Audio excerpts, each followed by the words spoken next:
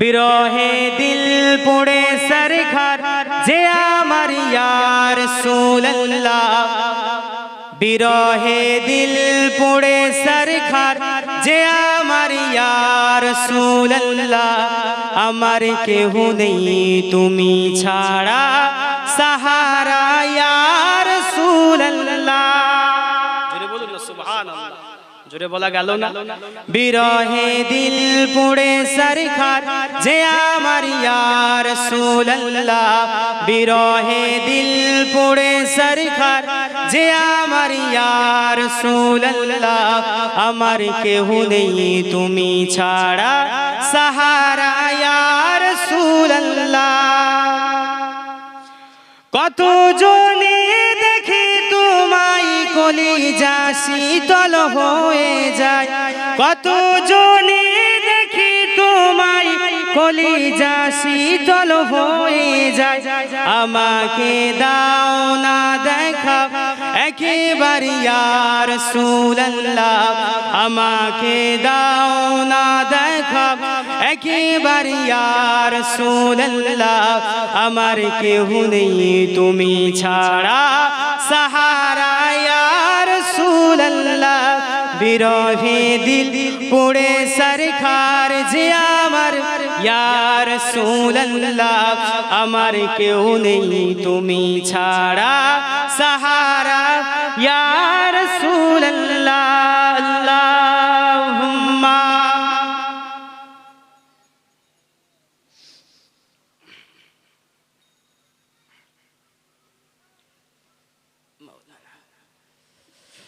মুসলমান ঘরে ছেলেরা, যুবকেরা, তরুণেরা, এ রাসূলুল্লাহ দিবানা গনেরা, এমন একটা রাসূলের মাহফিলে বসে গিয়েছি, আল্লাহ পাক কোরআন শরীফের ভিতরে আল্লাহ জিকির করে দেয়, ওয়া মা আরসালনাকা ইল্লা রাহমাতাল লিল আলামিন। এ বিশ্বে মানুষেরা, এ বিশ্বে বান্দারা, এ বিশ্বে বান্দিরা, আমি আল্লাহ পাক আমার হাবিবুল্লাহকে, আমার রাসূলকে তোমাদের কাছে রহমত স্বরূপ পাঠিয়ে দিয়েছি। আল্লাহ নবী দুনিয়া জমিনে যখন তাশরীফ আনেনি, আল্লাহ নবী আমাদের কাছে কেমন রহমত। এ যুবকেরা, বর্তমান জামানায় এক শ্রেণীর কিছু মানুষ আমার রাসূলের শানে কথা বললে, আমার নবীর শান নিয়ে আলাপ আলোচনা করলে তাদের গায়েতে জ্বালা ধরে যায়, তাদের কলিজায় ফাটল ধরে। আল্লাহ পাক আমার রাসূলকে তো সম্মানিত করেছে, কোরআন শরীফের ভিতরে আল্লাহ পাক বলতে লাগেন, ওয়া রাফা'না লাকা যিকরাক। এ হাবিবে প্যারা, আমি আল্লাহ পাক তোমার সম্মানকে, তোমার ইজ্জতকে আমি আল্লাহ পাক না নবী আদম, না নবী ঈসা, না নবী মুসা, সমস্ত নবী থেকে আমি আল্লাহ পাক আলা উঁচু করে দিয়েছি। কেন না, কেন না, কেন না, আমি আল্লাহ পাক তোমার নামকে আমি আল্লাহ পাক আযানের মধ্যে তুলে ধরেছি, আমি আল্লাহ পাক তোমার নামকে কলিমার মধ্যে তুলে ধরেছি, আমি আল্লাহ পাক তোমার নামকে জান্নাতের হুরেদের কপালে লিখেছি। এ যুবকেরা, এ রাসূলুল্লাহ দিবানারা, আল্লাহ পাক বলতে লাগেন, এ আমার হাবিবে প্যারা, আমি আল্লাহ পাক তোমার নামকে জান্নাতের চৌকাঠে লিখেছি। লা তাদখুলান জান্নাতু হাত্তা ইয়াদখুলু হাবিবি ইয়া উম্মতি, জান্নাতের ভিতরে ততক্ষণ পর্যন্ত কেউ যাবে না, কেউ যাবে না যতক্ষণ পর্যন্ত মুহাম্মদ রাসূলের উম্মতেরা জান্নাতের ভিতরে না যাবে।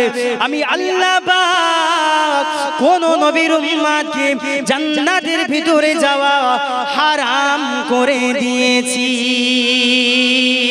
এ যুবকেরা, তরুণেরা, আমার রাসূলুল্লাহ দিবানা গনেরা, যে কথা আলাপ আলোচনা হচ্ছিল, আল্লাহ নবী তখনও দুনিয়া জমিনে তাশরীফ খানা আনেনি। আম্মা আমিনা ফরমাচ্ছেন, আমি আমিনা একটা তারিখে আমার বন্ধু বান্ধবের সঙ্গে আমি আমেনা জঙ্গলে গেলাম, আমি আমেনা জঙ্গলে কাঠ কুড়াতে গিয়েছিলাম। আমি আমেনা আমার বন্ধু বান্ধবীরা জঙ্গলের এক প্রান্তে চলে যায়, আমি আমেনা আর এক প্রান্তে চলে যায়। ওই জঙ্গলের ভিতরে হঠাৎ করে একটা বাঘের গর্জন শোনা যায়।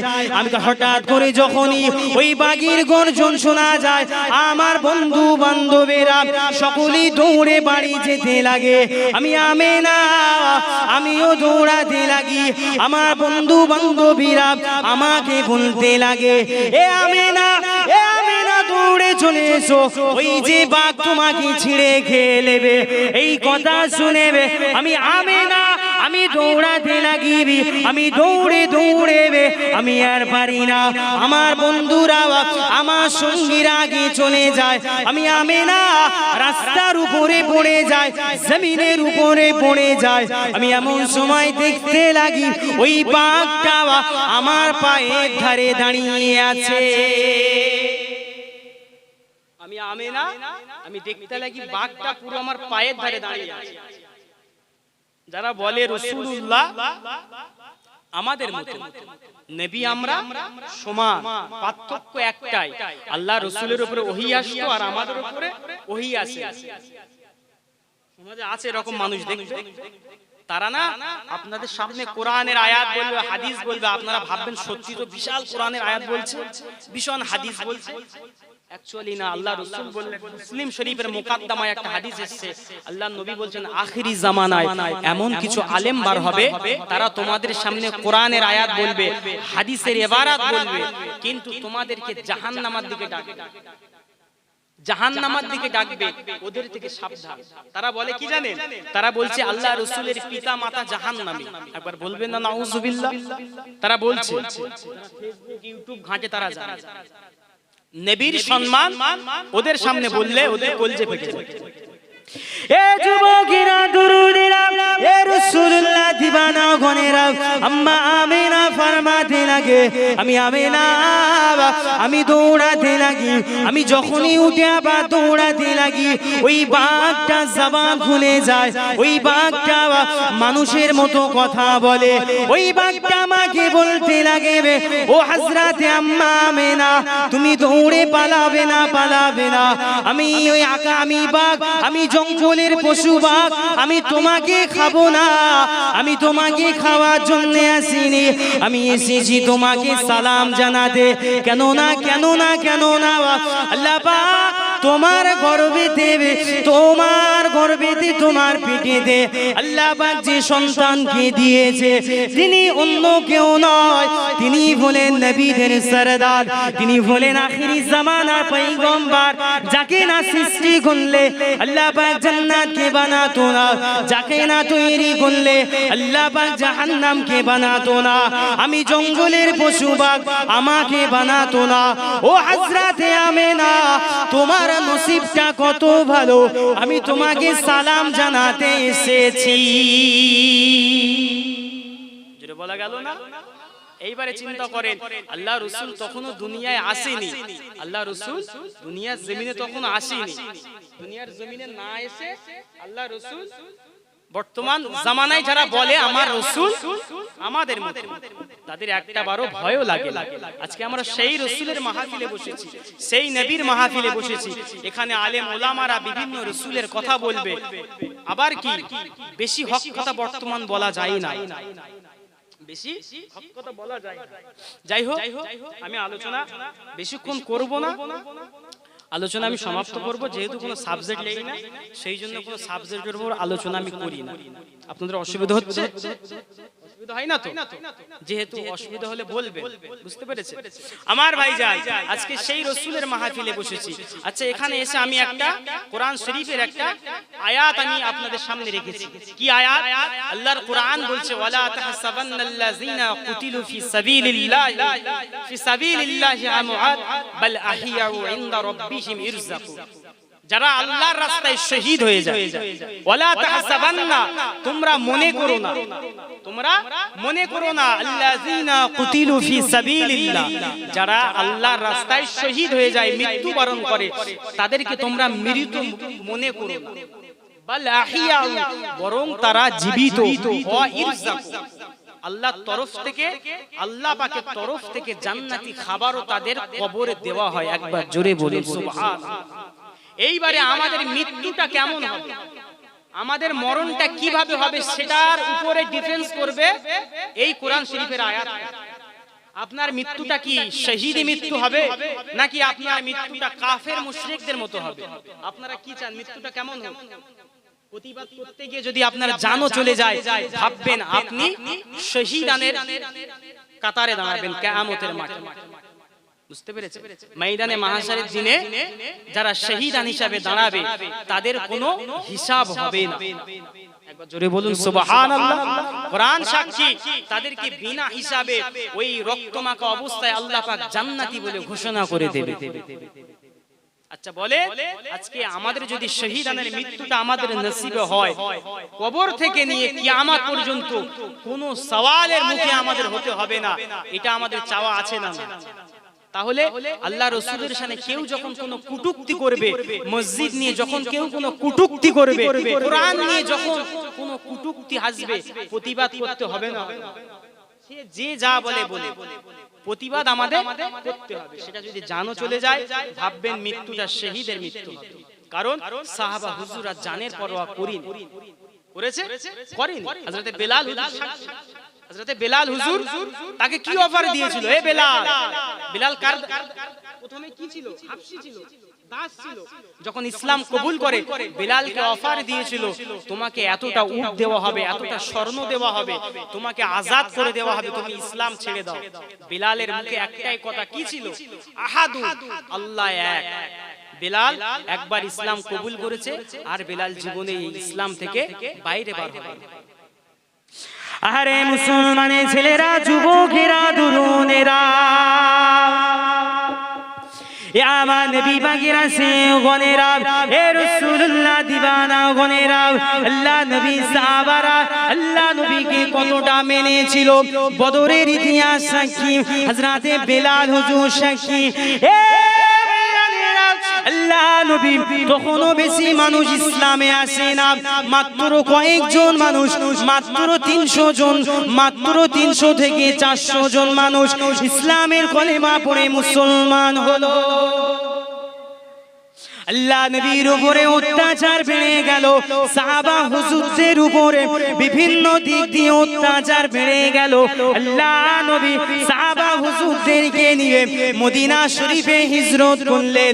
আল্লাহ নবী মদিনা শরীফে যখন হিজরত করলেন, কাফির মুশরিক বেদিনেরা, আবু জাহাল, উতবা, সাইবা, সিবা, আবু সুফিয়ান, এরা তখনও থামেনি।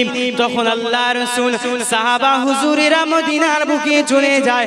কাফির মুশরিকেরা, আবু সুফিয়ান, আবু জাহাল আল্লাহ নবীর কাছে পত্র পাঠালেন, চিঠি পাঠালেন, এ মুহাম্মদ, তোমার বিরুদ্ধে আমরা যুদ্ধ করব। অনেক বড় ঘটনা, ইসলামের ইতিহাস সাক্ষী। এ আমার মুরব্বিয়ানেরা, এ রাসূলুল্লাহ দিবানা গনেরা, আল্লাহ নবী কাফির মুশরিকদের ওই চিঠিটা অ্যাকসেপ্ট করে নিয়ে বদরের মাঠ হয়ে দাঁড়িয়েছিল। একদিকে কাফির মুশরিকরা দাঁড়িয়ে যায়, অপর দিকে আল্লাহ নবী, আল্লাহ রাসূলের সাহাবারা দাঁড়িয়ে যায়। আল্লাহ নবীর সংখ্যা ছিল, সাহাবা হুজুররা, মুহাজিরিন সাহাবী, আনসারী সাহাবী, সব মিলিয়ে সংখ্যা ছিল মাত্র 313 জন, আর কাফেরদের সংখ্যা ছিল 1000-এরও বেশি। আল্লাহ নবী ওই সময় মক্কা সাহাবারাদেরকে বলতে লাগে, ও আমার মক্কি সাহাবীরা, ও আমার মুহাজিরিন সাহাবীরা, ও আমার আনসারী সাহাবীরা, তোমরা দেখতে পাচ্ছ কাফেরদের সংখ্যা অনেক। আমি রাসূলুল্লাহ বলে দিলাম, আজকে আমি রাসূলুল্লাহ তোমাদেরকে আজাদ করে দিলাম, আমি তোমাদেরকে আটকে রাখবো না। কেন না এই আবু জাহাল, উতবা, সাইবা, সিবা, আবু সুফিয়ান এরা অন্য কিছু চাই না, এরা তোমাদেরকে চাই না, এরা শুধু চায় আমি মুহাম্মদ আমাকে দুনিয়া থেকে শেষ করে দেবে, ইসলামকে দুনিয়া জমিন থেকে মুক্ত করে দেবে। এ আমার সাহাবীরা, ও আমার মুহাজিরিন আনসারী সাহাবীরা, তোমরা যে যার বাড়িতে চলে যাও। এ যুবকেরা, ওই সময় বদরের মাঠে আল্লাহ নবী সাহাবীরা, আল্লাহ রাসূলের সাহাবীরা আল্লাহ নবীকে একটা কথা বলেছিল, ইয়া রাসূলুল্লাহ, ইয়া হাবিবাল্লাহ, হুজুর বিআদবি ক্ষমা করবেন, গুস্তাখি যা মাফ করবেন। ও আল্লাহ পাকের নবী, আজকে এই বদরের মাঠে আমি আপনাদেরকে, আমরা আপনার সাহাবী, আপনাকে একা রেখে যাব না। কেন না, কেন না, আপনি শুধু অনুমতি খানা দেন। আপনি যদি বলেন, এ আমার সাহাবীরা, এ আমার সঙ্গী সাথীরা, এই সমুদ্রের উপরে ঝাঁপ দাও, আপনি অনুমতি খানা দেন, আমরা সঙ্গে সঙ্গে সমুদ্রের উপরে ঝাঁপ দেব। আপনি যদি বলেন, এ আমার সাহাবারা, এই আগুনের উপর দিয়ে ঘোড়াকে দৌড় করাও, হুজুর আপনি শুধু অনুমতি খানা দেন, সঙ্গে সঙ্গে আমরা আগুনের উপর দিয়ে দৌড় দেব। ইয়া রাসূলুল্লাহ, আমাদের শরীরে এক ফোঁটা রক্ত থাকতে, আমাদের শরীরে হুজুর আমাদের যতক্ষণ শ্বাস প্রশ্বাস আসছে যাচ্ছে, হুজুর আপনাকে আগে যেতে দেব না, হুজুর আমরা শহীদ হব। কেন না, কেন না, কোরআন শরীফের ভিতরে আল্লাহ পাক তো বলে দিলেন, ওয়ালা তাহসাবান্নাল্লাযীনা কুতিলু ফি সাবিলিল্লাহি আমওয়াত বাল আহইয়াউ ইনদা রাব্বিহিম ইরযাকুন। যারা ইসলামের জন্য শহীদ হয়ে যায়, ইসলামের জন্য যারা মৃত্যুবরণ করে, তারা মৃত না, মৃত না, মৃত না, তারা কবরের ভিতরে জিন্দা। আল্লাহ পাকের জান্নাতি খাবার তাদের কবরে খাওয়ানো হয়। ইয়া রাসূলুল্লাহ, হুজুর আপনি অনুমতি খানা দেন, হুজুর আপনাকে একা ফেলে রেখে আমরা যাব না। এ যুবকেরা, অনেক বড় ইতিহাস। ওই বদরের মাঠে আল্লাহ পাক মুসলিমদেরকে বিজয়ী করেছিলেন।